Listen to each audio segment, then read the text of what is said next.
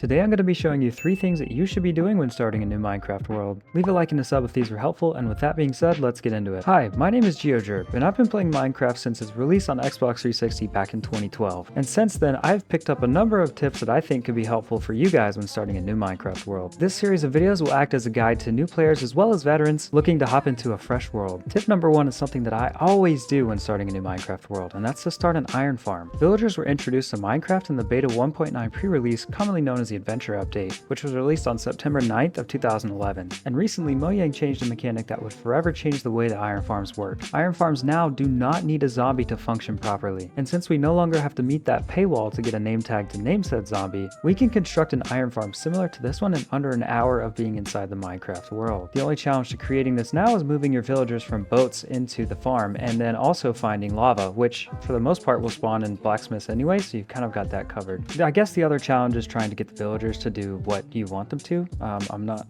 really sure what's happening here. But seriously, iron farms are super simple to make, and you can expand them as you build throughout your survival world, so you can upgrade and tweak to the efficiency that works best for you and your style of playthrough as you play through your Minecraft world. And this lets you stack up some pretty crazy resources early on in your playthrough, especially since you'd probably be AFK anyways since you're off building a house or mining for the first couple of days. One thing to just be careful of is don't build out of glass like I did, because as you see, this guy really just wants to get out of here. But yeah, dirt, cobblestone, torches, cobblestone fences, all of this stuff is pretty simple to get right out the gate, and you can kind of get moving on this day one. Just be sure to protect your villagers, and I mean keep them somewhere safe.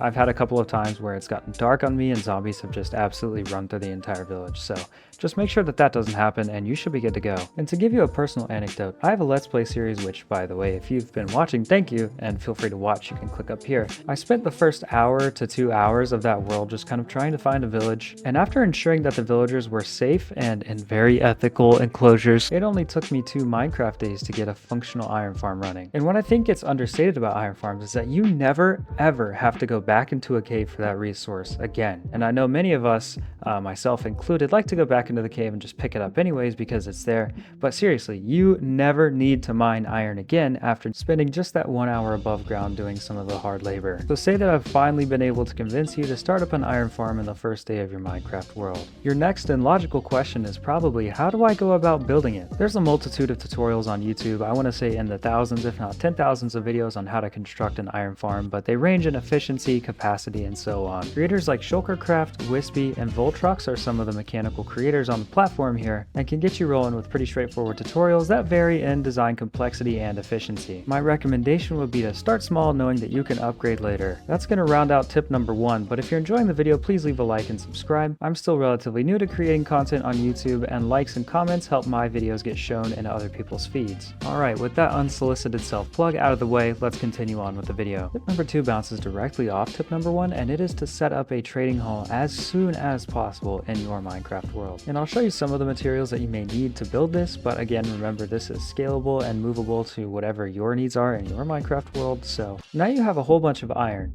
What are you going to do with all that iron? Well, of course, you're going to trade it away to villagers. Now, don't worry about the way that your hall looks at the moment. All you really need to do is ensure that you have a grindstone or a blast furnace, because this is going to be super important for capitalizing on all the iron that we've been producing. So load up your backpack with all the iron that you've been able to collect in the chests, and let's head on over to the village where we're going to be able to get some pretty good return on investment, and definitely not exploit the systems of capitalism that exist in Minecraft. So anyway, what you need to do is go over to your villagers wherever you have them held, and I imagine it's very ethical as you've seen by the way our iron farm is, and convert your villager into an armor, weaponsmith, toolsmith, choose your poison. And now I will mention here that you may have to do a bit of leveling on these villagers, whether that's grabbing coal or buying a couple of iron axes off of them, and trade away as much of that iron as you can. You know that iron is a renewable resource at this point, and this is an unlimited money supply. Congratulations, you are now the United States government and can print money whenever you would like to. Keep funneling that iron into the villager trade system and rack up as many emeralds as possible. Keep in mind that villagers can restock their trades up to 2 times a day, so the more villagers you can have, the better. And so now that you're rich and your net worth is the same as Jeff Bezos, we're going to take recreational trips to buy tools and armor from the villagers. And don't worry, we'll definitely let these guys go at some point. All jokes aside, continue to trade that iron away. I find it helpful to put the iron farm between you and your village. That way you can pick up any additional iron on your way over there anyways, but much like your design and some of the other things that I've chatted about, you can kind of do this the way that you see fit. And now hopefully by this time you've been able to to farm or at least kill a few cows for some leather. Grab yourself some sugarcane, convert that to paper, make some books, bookcases, and then a lectern. And now here's where the trading hall business gets a little bit crazy. Keep breaking and replacing a lectern for your library villager so that it gets a new trade. Repeat this process until you get an enchantment that seems pretty good to you. In my case, it was efficiency 5, and absolutely stock up on those books. I would repeat this process for protection, mending, unbreaking, efficiency, fortune, looting, and so on. There's an unlimited number of books you can get here. So this is going to push us into tip number 3, which is to skip the cave. And I know that seems so backwards, right? Skipping the mining part of Minecraft. But trust me, there's a good reason for it. And so you're probably saying, well, what about the materials I need, like coal, copper, gold, those sorts of things? I'll get there in a second. Also, you don't need copper. It's useless, and I have a couple of words from Mojang about the new update, but I'll save those for another video. Alright, let's set the scene. Entering a Minecraft cave for the first time is a moment brimming with a sense of adventure and awe. As you descend into the depths, the darkness envelops you, punctuated only by the dim glow of your torch or the eerie luminescence of nearby redstone. Every step forward feels like a leap into the unknown, with a promise of discovery and danger lurking around every corner. Emphasis on the word danger. Minecraft's Caves and Cliffs update added a number of different features to the game, but the ones that stand out the most are the insanely large caves, ravine systems, and dangerous depths.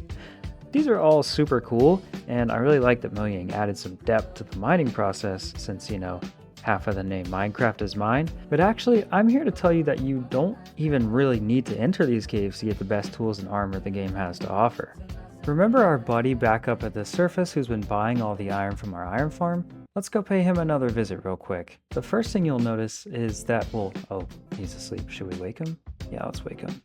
Well, the first thing you're going to notice is that he has been leveling up a ridiculous amount since we've begun trading iron with him from the iron farm, and we get to reap the benefits of this. As you can see here, I bought a diamond sword and a diamond axe, essentially for free, using the iron that we have been generating in the iron farm. And what's so crucial about this is that I did not have to enter a cave at one point to get any of the materials needed for those diamond tools. And the initial 1 to 2 hour real life setup time that we spent on that iron farm has now turned into sets of diamond tools and armor, all without having to go near a cave. And if you've noticed, all these tips so far have played into each other, and it's all leading up to this specific one, because now we can get a full set of diamond tools in the first Minecraft week. Now let's use our 200 IQ brains to now realize that we can get enchantments from villagers to get books.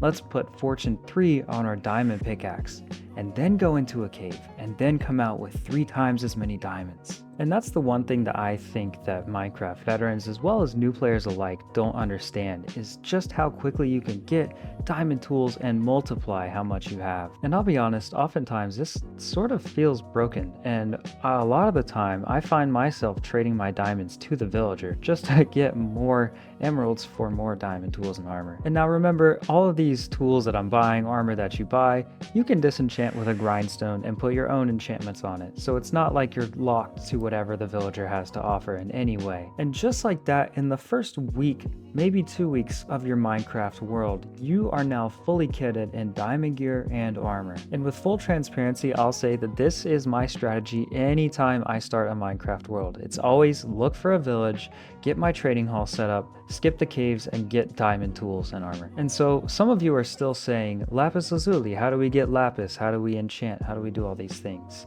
Well, for one, find a village that has a church, and you can just grab the brewing stand and create your own cleric villager to trade for lapis lazuli.